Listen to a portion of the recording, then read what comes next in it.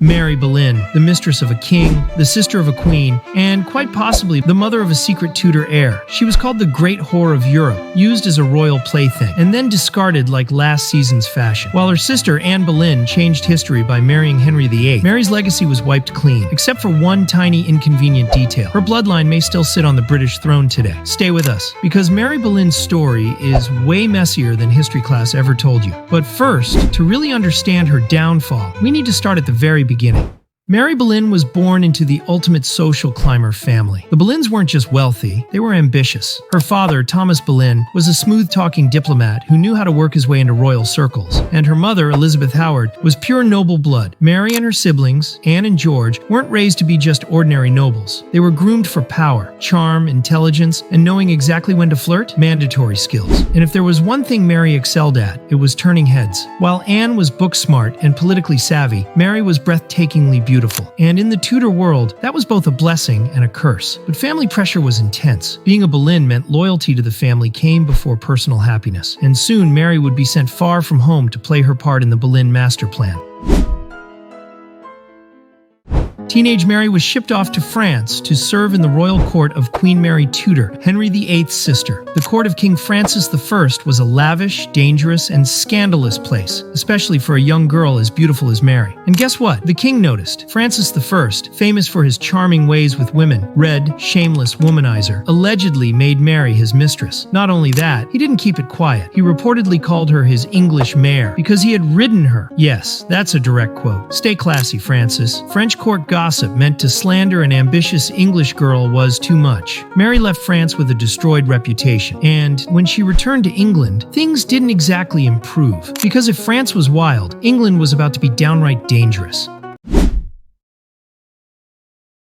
Back home, Mary quickly caught the eye of another powerful man, King Henry VIII. Now let's be clear, Mary didn't stand a chance. When the King of England wants you, you don't say no. Saying no to Henry VIII could mean your entire family gets exiled, imprisoned, or worse, executed. So just like with Francis I, Mary became a royal mistress. But here's where things get really interesting. Mary gave birth to a son in 1526, Henry Carey, and people started whispering, was this boy actually the king's son? Because here's the thing, Henry VIII had a habit of acknowledging his bastards. He openly claimed Henry Fitzroy, his son with another mistress. But Mary's son, total silence from the king. But if you saw Henry Carey, you'd understand why people gossiped. The resemblance to Henry VIII was hard to ignore. Even years later, when Elizabeth became queen, she gave Henry Carey massive favors, titles, wealth, respect. Some believe it was because she knew he was her half-brother. And just when things couldn't get more dramatic, her younger sister Anne entered the picture.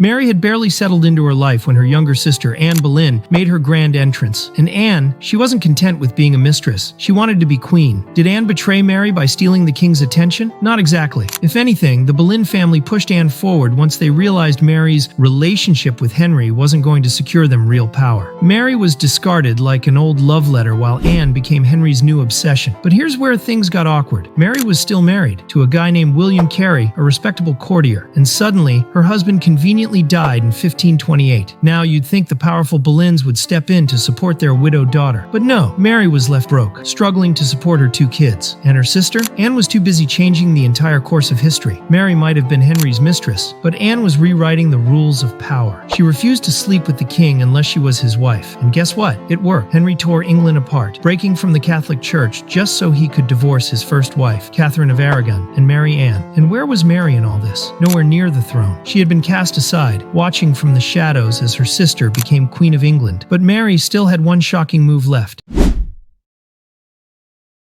While Anne was fighting for survival as queen, Mary did something utterly reckless. She married a man for love, and not just any man, a nobody. His name was William Stafford, and he was handsome, kind, and dirt poor. Marrying him meant throwing away her status, her family's support, and any chance of royal favor. Anne was furious. Their family had spent years scheming, sacrificing, and playing the political game. And here was Mary, ruining everything for romance. The Boleyns cut Mary off completely. No money, no title, no protection. But for the first time, Mary was free. She left court, started a quiet life in the countryside, and, ironically, became the only Boleyn sister to survive. Because while Mary was living in peaceful obscurity, Anne's life came crashing down.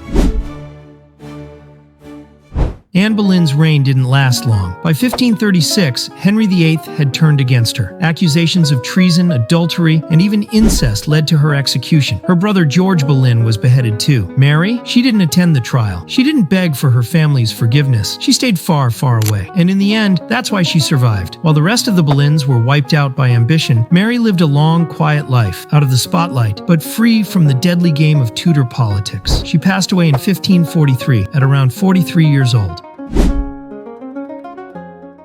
Mary Boleyn may have been largely forgotten by history. Her legacy lives on through her descendants, some of whom would go on to rule England. Though Mary's own life was far from glamorous, she had children, two with her husband, William Stafford. Her son, Henry Stafford, was not a major figure in history, but her daughter Catherine would have a life far more intertwined with England's royal lineage. Catherine Stafford married William Cavendish, and their daughter Elizabeth Cavendish went on to marry Charles Stuart, the son of Esme Stuart, a close relative to the Stuart family that would eventually become the ruling dynasty of Scotland and England. Elizabeth's descendants would eventually lead to James VI of Scotland and the First of England, the first monarch to unite the two crowns of England and Scotland in 1603. Yes, you read that right. Mary Boleyn's bloodline led directly to the monarchy that still reigns today. To make it even more intriguing, the current royal family, the Windsors, are related to the Stuarts, making Mary Boleyn's descendants her great-great-great-grandchildren. Mary Boleyn is often dismissed as just another mistress in the court of Henry VIII, but she was so much more. She survived two of the most dangerous men in history, defied her own family, and left a lasting impact that outlived them all. While Anne's tragic fate is well known, Mary's story reminds us that sometimes stepping away from the spotlight and avoiding the hunger for power can be the smartest move of all. If you enjoyed this, make sure to like, subscribe, and check out our other videos for more hidden history. Let us know your thoughts in the comments.